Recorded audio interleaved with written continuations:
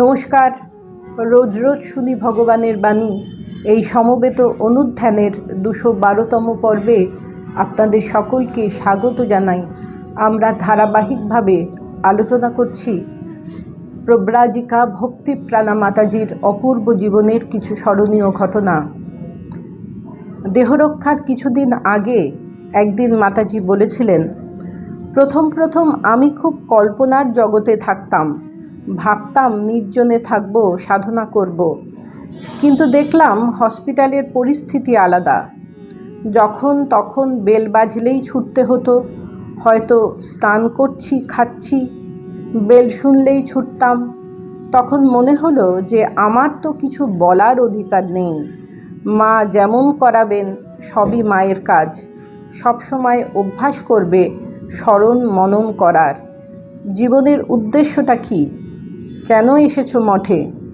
অভ্যাস করে তাকে ভালোবাসতে হবে। সেই যে গানে আছে না, শয়নে প্রণাম জ্ঞান, নিদ্রায় করো মাকে ধ্যান। সব সময় তাকে চিন্তা করলে উগ্র হতে পারবে না।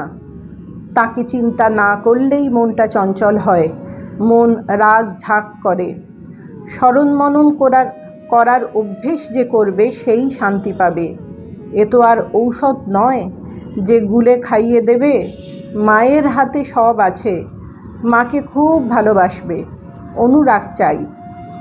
দুটি মন থাকে, একটি বহির্মুখী আর একটি অন্তর্মুখী। কারো দোষ দেখছো না তো? মা বলেছেন একথা। ঠাকুরের প্রতি ভালোবাসা এলে তবে ডুব দেওয়া যায়। অভ্যাস করতে হবে। বিনা অনুরাগ দেহি মিলে নন্দলালা। মা কৃপা করেছেন বলেই তো এখানে এসেছো, তা না হলে কোথায় থাকতে তার ঠিক নেই। ঠাকুর মাকে ভালোবাসবে। অনেক ভাগ্য যে সারদা মঠে আশ্রয় পেয়েছো। আমাদের কোনো ঝামেলা নেই। সংসারী মানুষের কত কষ্ট। ঠাকুরের কৃপায় মঠে আছো, না হলে সংসারে ফিরে যেতে। মাকে চিন্তা করলেই বড় জীবন হয়ে যায়। তাদের চিন্তা করো, ডুব দাও। মাকে ভালোবাসো। মায়ের কোনো পক্ষপাতিত্ব নেই। মা সবার মা। মাকে দেখা যায়, ব্যাকুলতা থাকলেই মা আসবেন। শুধু অনুরাগের সঙ্গে যেন জপ করতে পারি। মাকে বললেই মা শুনবেন। মনটাকে নিয়ে ঝামেলা হলেও মন দিয়েই তো ঠাকুর মাকে চিন্তা করবে। মনটাকে কি পুকুর পাড়ে রেখে আসবে? কথা কম, কাজ বেশি। সময় পেলে জপ করবে, জপ করতে ইচ্ছা না করলে বই পড়বে। কারো দোষ নিয়ে অন্যের কাছে বলবে না। সত্য কথা বলবে, ঝগড়া করবে না। জপের সময় ঘুমোবে না। অনেক সময় মাতাজির মুখে শোনা যেত বুদ্ধিদীপ্ত সরস ছোট্ট ছোট্ট কথা। মাতাজির একজন সেবিকার নাম অকাম প্রাণা। মাঝে মাঝে মাতাজি কৌতুক করে বলতেন, কোনো কাজ নেই তাই অকাম। আবার কখনো ডাকতেন অকাম কাম। একদিন মাতাজির খাওয়ার শেষে জলে একটু লেবুর রস দিয়ে সেবিকা বলেছিলেন, মাতাজি খেয়ে নিন, খেলে মুখ ছেড়ে দেবে। মাতাজি জানতে চাইলেন, মুখ ছেড়ে কোথায় যাবে? দিল্লি? আবার কখনো বলেছেন, মুখ কে ধরে রেখেছে? কখনো মাতাজি অনেক কথা বলছেন শুনে সেবিকা বলতেন, অত কথা বললে গলা বসে যাবে। মাতাজির প্রশ্ন, কোথায় বসবে? মাটিতে? একদিন মাতাজি দুপুরে প্রসাদ পাচ্ছেন। দেরি হচ্ছে দেখে সেবিকা বললেন, তাড়াতাড়ি খেয়ে শুয়ে পড়তে হবে।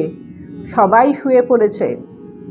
মাতাজি বললেন, এই ঘরে থেকে কি করে জানলে সবাই শুয়ে পড়েছে? তুমি কি সবাইকে দেখতে পাচ্ছ? একটা কথা বললেই হলো। সবাই তো শোয় না। যারা স্কুলে যায়, যারা অফিসে কাজ করে, তারা কি করে দুপুরে শোবে? কোনোদিন সেবিকা বলেছেন, তাড়াতাড়ি খেয়ে নিন, না খেলে হনুমান এসে কামড়ে দেবে। মাতাজি খাওয়া থামিয়ে হাসি মুখে বলেছিলেন, আমাকে কামড়াবে আর তোকে ছেড়ে দেবে? মাতাজির রান্না হতো আলাদা, লঙ্কা ছাড়া। তবু প্রায় সব খাবার খেয়েই তিনি বলতেন, বিষম ঝাল। একদিন সেবিকা বলেছিলেন, একদিন মিষ্টি দিয়ে সব রান্না করে দেব। মাছে মিষ্টি দেব, তরকারিতে মিষ্টি দেব, মাতাজি মধুর হাসি হেসে জানতে চেয়েছিলেন, আর ভাতে? একদিন সেবিকা সুর করে বলছেন, সকালে উঠিয়া আমি মনে মনে বলি। সঙ্গে সঙ্গে মাতাজি একই সুরে বলে উঠলেন, সারাদিন আমি যেন মারামারি করি। একদিন সেবিকা ব্যায়াম করাচ্ছেন। মাতাজির ব্যায়াম করতে সেদিন ইচ্ছে করছে না, বারবার বলছেন ছেড়ে দে। সেবিকা কোনো কথা না শুনে ব্যায়াম করিয়েই চলেছেন।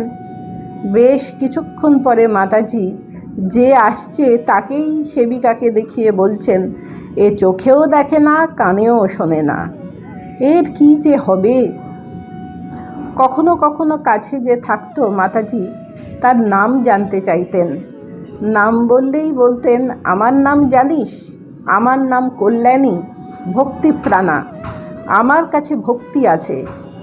যদি বলা হতো, মাতাজি আমাকে একটু ভক্তি দেবেন, মধুর অথচ দৃঢ় স্বরে বলতেন, ভক্তি দিন বললেই দেওয়া যায় না, তপস্যা করতে হয় ভক্তির জন্যে, ঠাকুর মায়ের কাছে বলতে হয়। নমস্কার।